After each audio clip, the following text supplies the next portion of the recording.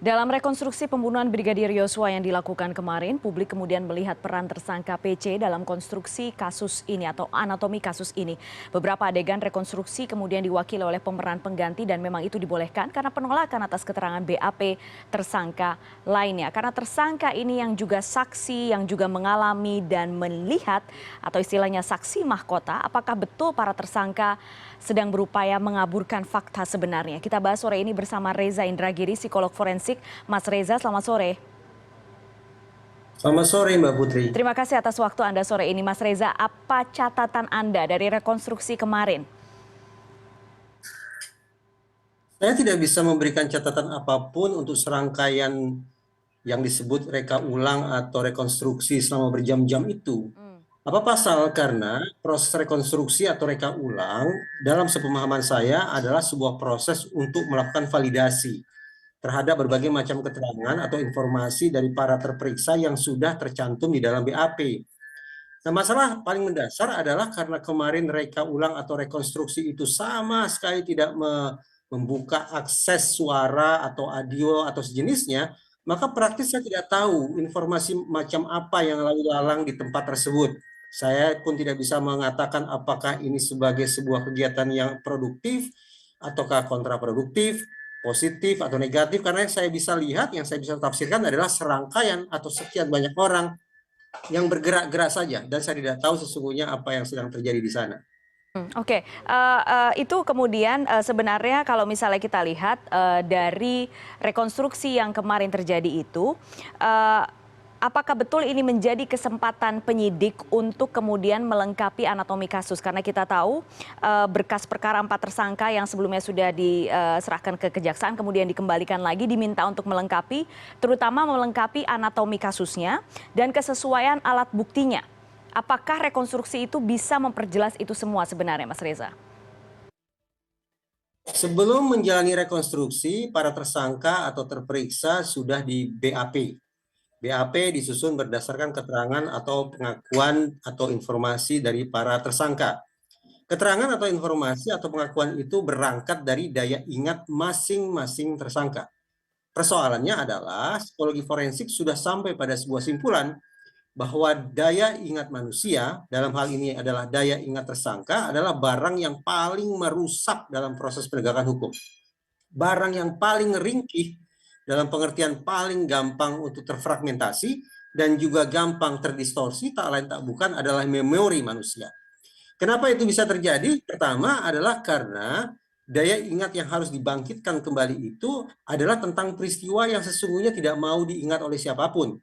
Peristiwa itu menyakitkan, menakutkan, menyedihkan, traumatis, sehingga sekali lagi sesungguhnya tidak ada orang termasuk para tersangka yang sesungguhnya mau diminta untuk mengingat-ingat pengalaman yang tidak menyenangkan itu.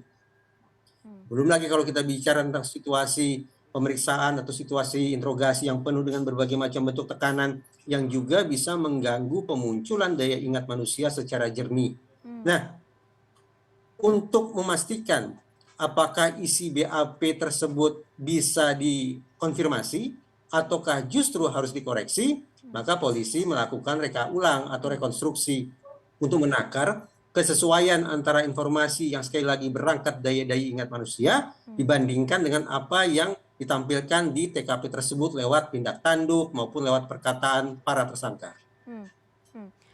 Dalam kasus ini, Mas Reza, apakah Anda melihat itu menjadi salah satu hal yang sulit kemudian untuk membuktikan atau mengungkap keseluruhan membangun anatomi kasus ini? Karena selain Anda mengatakan ini akan sulit jika hanya mengandalkan daya ingat pengakuan dari masing-masing tersangka itu satu. Kemudian TKP yang kemudian sudah dirusak oleh para tersangka. Ada hal apa lagi yang kemudian membuat kasus ini akan semakin pelik dan mungkin sulit untuk membangun anatomi kasusnya secara utuh dan lengkap? Sebaliknya, saya justru ingin menyemangati para penyidik bahwa tugas mereka, tanda petik, adalah sebatas membuktikan perilaku berencana para tersangka. Ingat pasal 340 ataupun pasal 338 sesungguhnya tidak bicara tentang motif. Ya, tapi bicara tentang perilaku. ya. Mana pembunuhan yang berencana dan mana pembunuhan tidak berencana. Nah, sepanjang para penyidik bisa membuktikan bahwa perencanaan itu sungguh-sungguh dilakukan oleh para tersangka, maka menurut saya sudah cukup. Ya. Nah, untuk menakar perilaku itu kita pernah diskusikan 4 hal yang perlu digali, yaitu terkait dengan target, insentif, sumber daya, dan resiko. Apakah informasi tentang 4 hal tersebut cukup dibongkar lewat proses interogasi dalam kurung pembuatan BAP, ataukah perlu dilengkapi lewat reka ulang atau rekonstruksi? Nah, tampaknya informasi yang sudah tersaji di dalam BAP masih perlu diperkuat lagi, diperdalam lagi lewat rekonstruksi. Tampaknya demikian. Mas Reza, kemarin ada beberapa adegan yang kemudian diganti oleh pemeran pengganti. Alasannya salah satunya juga karena ada perbedaan pengakuan atau perbedaan, jadi ada ketidaksepakatan. Jadi berkaitan dengan diduga salah satu tersangka menembak ya, kemudian tersangka lain mengaku tidak menembak. Nah, hal-hal seperti itu apakah bisa mempengaruhi penyidikan yang masih berlangsung sampai saat ini? Tentu saja, walaupun tetap pada dasarnya bisa tanda petik kita maklumi kalau kemudian ada keterangan-keterangan yang berbeda satu sama lain semacam itu. Iya. Tadi sempat saya katakan, aksi tembak menembak, barangkali juga ada aksi penganiayaan, lontaran kata-kata mengerikan, Ya. itu bukanlah suatu hal yang menyenangkan untuk diingat manusia. Apalagi berujung pada meninggalnya seorang sejawat yang selama ini barangkali dikenal sebagai orang yang hangat dan seterusnya. Nah, masuk akal kalau kemudian ingatan itu menjadi lebur. Di dalam psikologi forensik bahkan ada teori khusus yang disebut sebagai teori efek senjata. Teori ini ingin menjelaskan bahwa ternyata keberadaan senjata yang bisa diindra oleh manusia itu bisa mengaburkan proses kognitif atau proses berpikir manusia. Jadi bayangkan kalau ini tidak hanya senjata yang bisa dilihat, tapi senjata itu kemudian digunakan untuk mencabut nyawa orang, ada konflik batin, ada ketakutan dan segala macam perasaan negatif di situ, maka kemungkinan rusaknya proses kognitif, proses berpikir, proses retrieval atau membangkitkan memori juga sangat-sangat mungkin untuk terjadi. Kita sekarang berbicara soal mereka yang statusnya juga sebagai saksi mahkota di sini, Mas Reza. Artinya apakah mereka bisa saling mengunci? Salah satu hal yang membanggakan personil polisi adalah jiwa korsa, loyalitas, kekompakan, seia sekata, semangat untuk saling melindungi sejawat walaupun kadang-kadang dengan cara yang salah. Tapi saya cukup yakin bahwa kemarin saat rekonstruksi berlangsung, jiwa korsa sudah tidak ada lagi. Anda melihat itu ya? Menyingkir, loyalitas menguap, kepatuhan pada atasan juga sirna. Kenapa? Karena pada akhirnya setiap tersangka tersadar bahwa di depan mereka ada proses pertanggungjawaban pidana yang harus dilakukan secara individual. Apalagi dengan ancaman yang mengerikan, yaitu ancaman hukuman mati. Nah, dengan bayang-bayang yang mengerikan semacam itu, pasti atau mungkin hampir bisa dipastikan bahwa setiap tersangka akhirnya tidak lagi mengandalkan jiwa korsa, tapi SDM. Selamatkan diri masing-masing. Selamatkan diri masing-masing, oke. Atribusi eksternal. Atribusi eksternal bermakna bahwa pertanggungjawaban harus sepenuhnya dikeluarkan atau dipindahkan dari saya dan ditimpakan kepada pihak lain. Itulah strategi yang harus dilakukan oleh masing-masing tersangka agar mereka bisa mencapai targetnya masing-masing. Apa itu? Peringanan hukuman. Kalaulah bebas murni dianggap tidak realistis, tapi paling tidak dihukum mati, tapi hukuman seumur hidup atau bahkan hukuman 20 tahun dianggap sebagai sebuah target yang mungkin untuk bisa dicapai. Salah satunya adalah dengan membangun narasi-narasi sesuai kepentingan masing-masing tersangka. Dan secara psikologis hal itu pasti diinginkan oleh semua tersangka yang terlibat dalam kasus ini ya, Mas Reza? Saya sangat yakin ketimbang mengedepankan loyalitas yang bisa beresiko hukuman mati, lebih baik SDM saja, selamatkan diri masing-masing. Mas Reza, hari ini kemudian salah satu tersangka PC diperiksa, akan dikonfrontir langsung dengan 4 tersangka lain.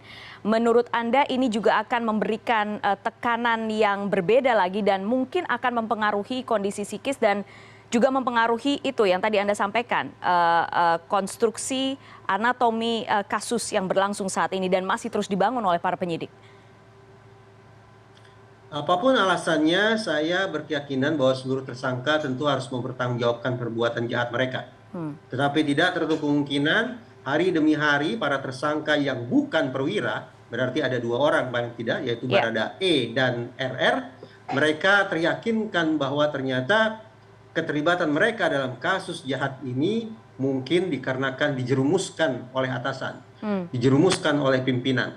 Mereka yang selama ini tidak menganggap ada sebuah persoalan pribadi yang bisa dijadikan sebagai alasan untuk menghabisi Brigadir Yosua, tapi barangkali karena ada tekanan dari atasan, ada ancaman, ada iming-iming mungkin, ada ketakutan, keharusan untuk mengedepankan jiwa korsa, keterpaksaan untuk mengedepankan loyalitas atau kepatuhan pada atasan, hal-hal semacam itu yang membuat mereka akhirnya terjerumus terlibat dalam kasus ini. Alhasil, inilah kesempatan bagi mereka untuk tanda petik membayar segala kekhilafan itu, segala kondisi yang tidak menyenangkan itu. Caranya bagaimana? Sekali lagi, bagaimana setiap tersangka akhirnya mengedepankan strategi mereka untuk melakukan atribusi eksternal, memindahkan pertanggungjawaban dari diri saya kepada pihak lain. Siapa pihak lain itu? Dugaan saya terutama sekali adalah FS dan PC. Oke, baik. Mas Reza, terima kasih karena sore ini sudah kita berbincang dan mendiskusikan hal ini. Dan kami juga tadi sempat mengundang pengacara penasihat hukum dari tersangka PC tapi tidak bersedia hadir atau belum memberikan respon atas undangan kami. Mas Reza, terima kasih sekali lagi atas analisa Anda yang tajam. Selamat sore. Terima kasih Mbak Putri.